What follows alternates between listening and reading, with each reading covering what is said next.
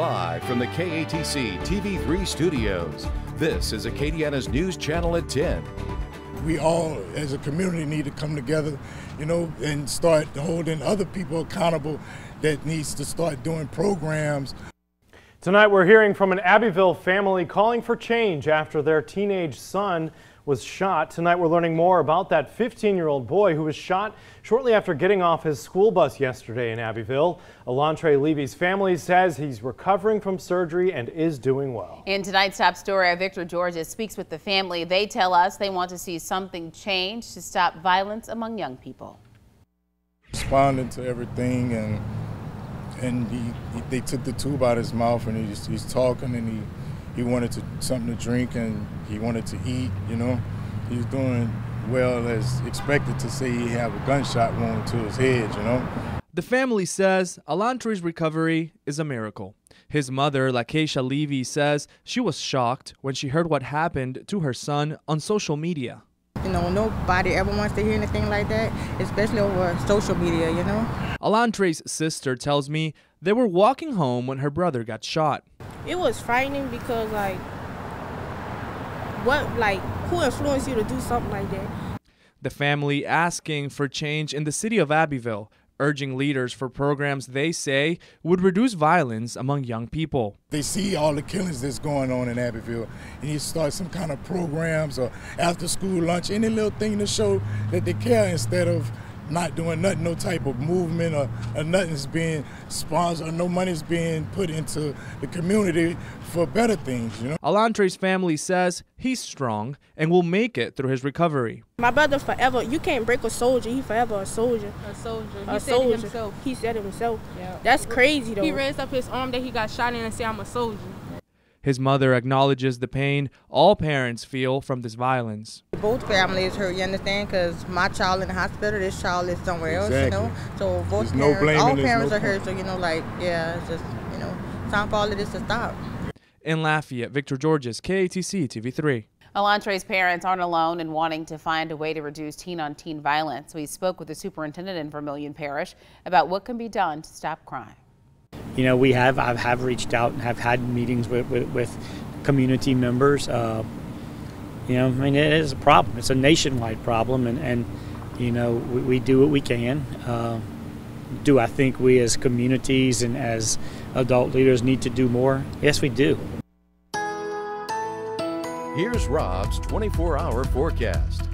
Well, it's a mild and relatively damp night across Acadiana with temperatures in the mid to upper 60s and dew points not much lower than the numbers that you see here. And it looks like we might see a little patchy fog developing by daybreak with generally fair skies and a very light southeast wind across the area. Not much shower activity going on. Mild overnight tonight. Her model still insisting on a few showers developing, especially for southeastern portions of Acadiana. Elsewhere, I think we will see some fog before this front moves on through, and this front gets on through well before noon and moves southward during the afternoon. Breezy and much cooler air moving in with temperatures heading down into the 50s by day's end for sure and into the 40s tomorrow night. So we start off in the mid 60s, we'll top out in the lower 70s, and then we'll be cooling off very quickly, and it will be breezy as well tomorrow afternoon. We'll talk more about that wind, the cloud cover, your rain chances, and will we get to see that lunar eclipse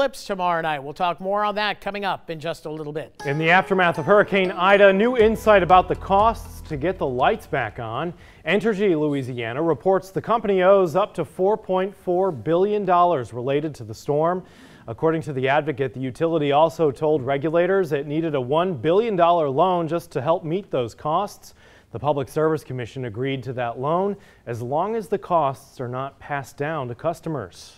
To look at moving forward, what kind of maintenance can be done on a proper level to prevent when a disaster hits having so much damage, and so how can we think differently and provide cheap, the best price, but also differently than we've always done.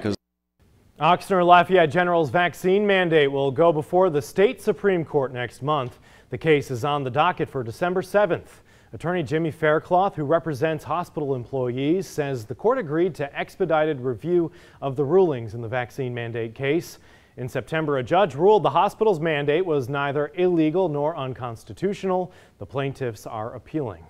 The Louisiana Department of Health is now recommending all vaccinated adults get a COVID-19 booster shot.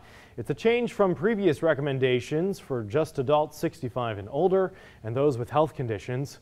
The agency cites an increasing number of cases in other parts of the country and the upcoming holidays. Here's who's now eligible: anyone 18 and older who's at least 6 months out from their second Pfizer or Moderna shot, and those 2 months out from their J&J shot. Parish by Parish headlines. We started in Calcasieu, where a teenager is facing upgraded charges in connection with a shooting in Lake Charles. The victim, Jaden Ramirez, has since died of his injuries. The suspect, who's a 16-year-old, is now facing a second-degree murder charge. A New Iberia man who owns a trucking company will spend 5 years in federal prison for distributing more than 200 pounds of marijuana and 2 kilos of cocaine. Rusty Ross Honore was sentenced after pleading guilty in July to those federal drug charges. To Acadia Parish now, where work is underway to replace copper plaques that were stolen off the graves of veterans. The plaques were pried off in the spring, and an arrest has been made in the case, but similar crimes have happened in Rain and Jennings. If there's someone out there that's even entertained this notion, don't do it. Don't do it.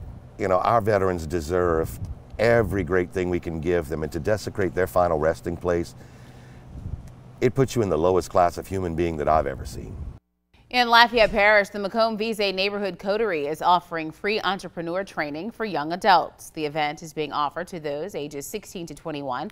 It's happening every Wednesday from 5:30 until 7:30 at the Macomb Vise Community House in Lafayette. Those that attend will learn about leadership skills, career development, and business planning. To register, they have a link on our website. You can find it at KATC.com. The good thing about what we're doing is we want to teach entrepreneurship as an additional option to generate income for yourself and for your family. You know, the entrepreneurs we work with, a lot of them do have 9-to-5 jobs, and their entrepreneurial activity provides supplemental or additional income to the family. So that's fine, whether you're a full-blown full-time entrepreneur or whether it's a side hustle. It's all about creating additional income for your household. St. Thomas More Catholic High School has over 230 seniors in the class of 2022. And today, those students reached out to people across Acadiana, taking part in 11 different service projects. Activities included painting doors and cleaning up an apartment complex, pressure washing walls and interacting with students at an elementary school, plus putting up fences and helping out with renovation projects at area churches. STM's campus ministry director says this senior day of service provided yet another way for students to become better members of the community. Well, Lance, shouldn't they be in the classroom, you know, doing that reading, writing, and arithmetic stuff? That is a great question. Today, being out here and out in our community, this is our classroom, and it's something that we love to do when we can do it, where we get outside the walls of our building and go and extend the light of Christ and hope to our neighbors. There's new leadership at LEDA, and tonight we go one-on-one with new CEO Mandy Mitchell. That story coming up at 10:19. And it's going to be much cooler by this time tomorrow night as compared to today. We'll talk about tomorrow's cool front and whether we get to see that lunar eclipse tomorrow night. Coming up right after the break. PC Weather Lab. Here's Rob's forecast.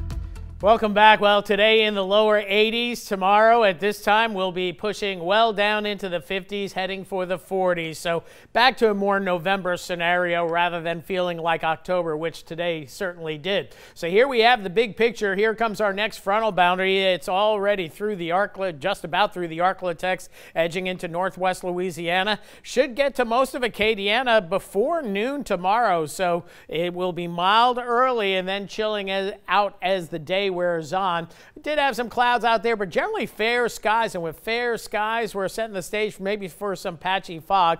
We do have a few showers on the radar out farther to the south and east, but not a whole lot going on. We have some showers down here into Terrebonne Parish and a little bit shower activity as we get out into the Gulf of Mexico, and we can see this is generally moving to the north for the most part, so we might see that coming in here later on tonight more than likely, especially Iberia, St. Mary, maybe lower St. Martin Parish's few spotty showers. And that's what the model's telling us, that we're going to see a few showers possibly overnight tonight. There will be a zone right here where we could see some patchy dense fog developing before that front arrives. So keep that in mind. We'll show you that in just a bit. And then that front pushing on through about mid to late morning, a few spotty showers with it, but we're not going with much high rain chances whatsoever. Breezy and cool behind this front, and it only chills out as the day wears on. By drive time, we're going to be in the upper 50s. And then tomorrow night, we're hoping it does clear out. There's plenty of high clouds out there, but the question is, will we get to see that lunar eclipse?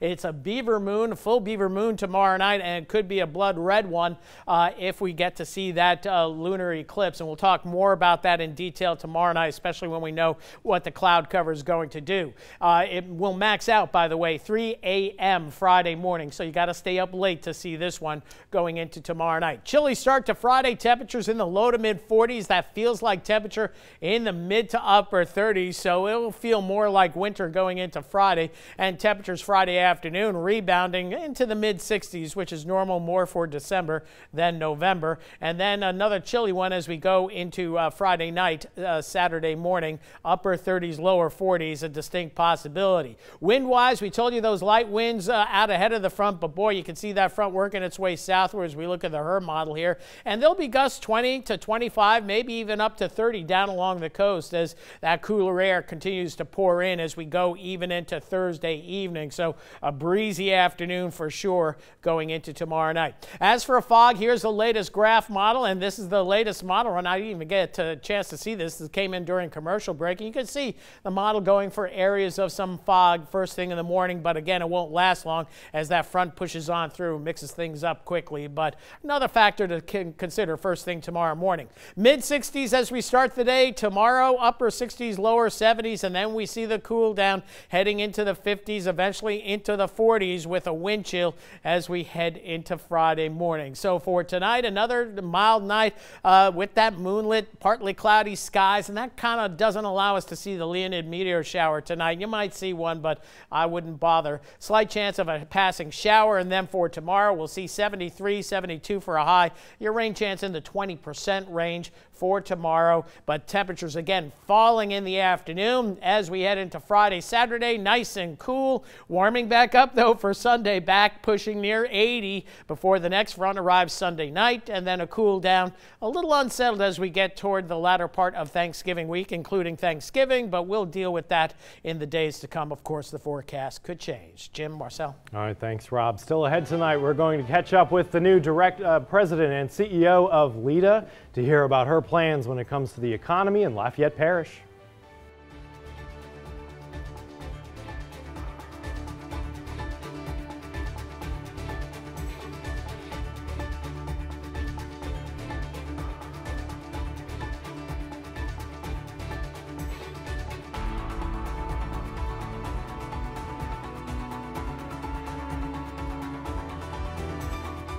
Interest in seeing Lafayette thrive and grow and be one of the best nationally and internationally.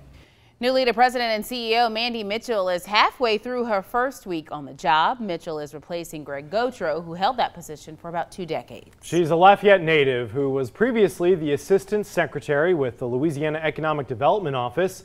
Amon Boyd takes a closer look at her plans for Lafayette Parish.